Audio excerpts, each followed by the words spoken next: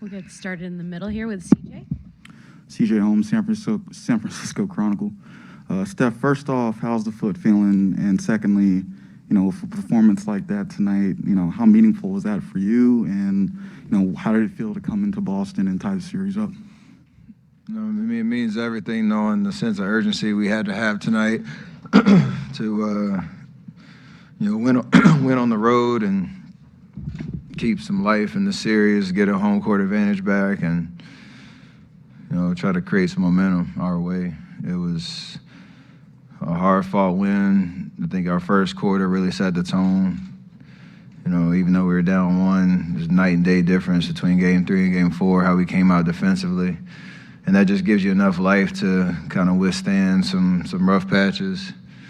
And then, find some runs. We get some stops, get out in transition, guys get involved. And, you give yourself a chance to win it down the stretch. So proud of everybody in terms of our physicality, our focus, perseverance throughout the game. 2-2 is way better than 3-1 going home. So, job well done tonight. Kendra up front. Kendra Andrews, ESPN. Steph, Clay said, there are two questions. First, Clay said that he ranks this as your #1 finals performance. Do you kind of agree with that? And then two, Draymond said he could kind of tell by your demeanor the past couple of days that you were going to bring some extra fire tonight. Did you feel something like that brewing over the last couple of days since the loss? Yeah, again, it's kind of how we wanted to start the game. We rely on Draymond bringing that energy and fire, throughout the course of the season and year after year. Felt like we just had to let everybody know that we were here tonight.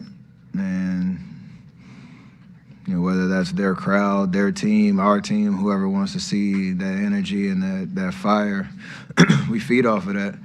Excuse me. And, I think it helped us kind of just get settled into the game because obviously our experience, you can want it so bad, you kind of get in your own way a little bit and everybody feels a little bit of pressure and it can go the opposite way. I wanted to try to leverage that, in a positive direction for us to start the game. Marcus? I don't rank my performances though. Just win the game. Marcus on the left. Marcus Thompson, Athletic. Steph, that was clearly a golden performance by you. I was wondering. And he's back.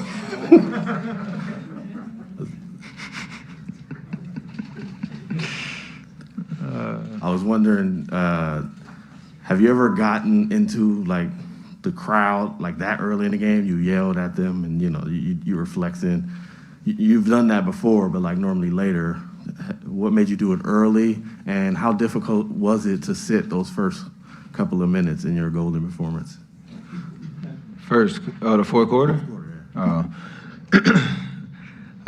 take that as a good sign of how I feel physically, like with my foot and just the low intensity of the game that I wanted to be out there to start the fourth. Just because I felt good, had a rhythm, and didn't feel tired at all. So I want to maintain that over the course of the rest of the series. But kind of the same answer as before, just we needed something to settle into the game to start, the game better and find some momentum and just change the tone of, how physical they were in Game 3 and how we needed to respond in Game 4. It wasn't a perfect first quarter, but we gave ourselves enough life. And that fire was me just trying to show that we're here tonight and we understand what the task at hand is. And thankfully, we found a way to get it done. Question in the middle. Steph, Coley Harvey, ESPN. Not to really belabor the fire point, but for you, is this something that coming into the game a day or two before, is that something where you want to make sure that you send that message at that point? Is it, I guess, are you coming up with that plan going into the game, or is it just you feel what's going on the floor, in the crowd, and that kind of thing in the game? It's both, for sure. A lot of it is because of how hostile the environment was, the fans chanting, doing all their shenanigans and all that.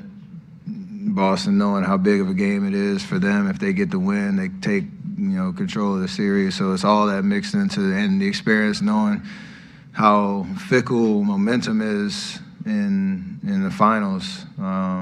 We've been through it all, so try to rely on past experience to understand how important that was. David on the left.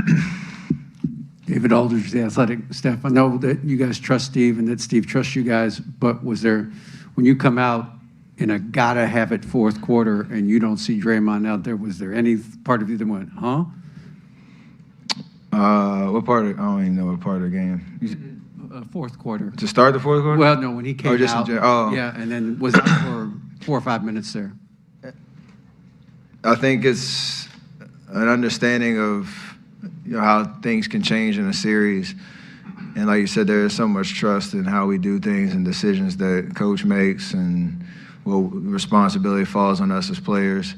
That, Loon went in there, dominated the paint, got us some big rebounds, created a presence. Draymond came back in and, had some juice and some life on the defensive end. So, we obviously understand it's just about winning. At the end of the day, all decisions are, predicated on that being the goal. And I know we've all been on the side where it doesn't go your way from the top all the way to the bottom. It's not fun. It's not something you readily accept, but you understand the big picture. And obviously, especially when it pays off. So it's more so the trust in Loon and what he's able to do than any kind of situation with Draymond. Kylan in the middle. Hey, staff, Kylan with Cron 4 News in San Francisco in the back here. Exactly how much pain were you feeling in that left foot? Were there any certain plays or movements where you noticed it? And then how were you able to play through it? Great rehab, medical staff hooking me up the last 2 days, getting me right. I think for the most part, I didn't think about it. I don't know how to explain the pain. It's more so just when you're out there, you don't compensate or it doesn't take up too much mental space in terms of, feeling like I can do whatever I want to out on the court. So hopefully that continues with these next 2 days off and get ready for Game 5. Last couple of questions for Steph. Anthony in the back. Yeah, Anthony Slater, The Athletic. It's felt at times in this series that you needed more help offensively. What did you think of Andrew and Jordan, particularly in the fourth? Seemed like they just kind of got big buckets when you guys needed it. Clay hit a big one too. Everybody stepped up, and I think we were much more composed in the fourth quarter, trying to figure out what shots we were trying to create. And I think I had the one turnover right when I got back in, and then after that we just settled in and used their aggression against them. Finding open man, making a simple play, and every guy you named stepped up. So we're gonna need more of that, obviously, to get 2 more wins. And with JP, Wiz, Clay, all those guys are more than capable of creating. No matter what moment of the game it is, and thankfully they did that tonight. Final question up front. Dan Feldman, NBC Sports. You obviously always carry a major load offensively. Do you feel the need in this situation to assert yourself even more than usual? I think it's kind of constant throughout the game, just trying to put pressure on their defense and keep your foot on the gas pedal.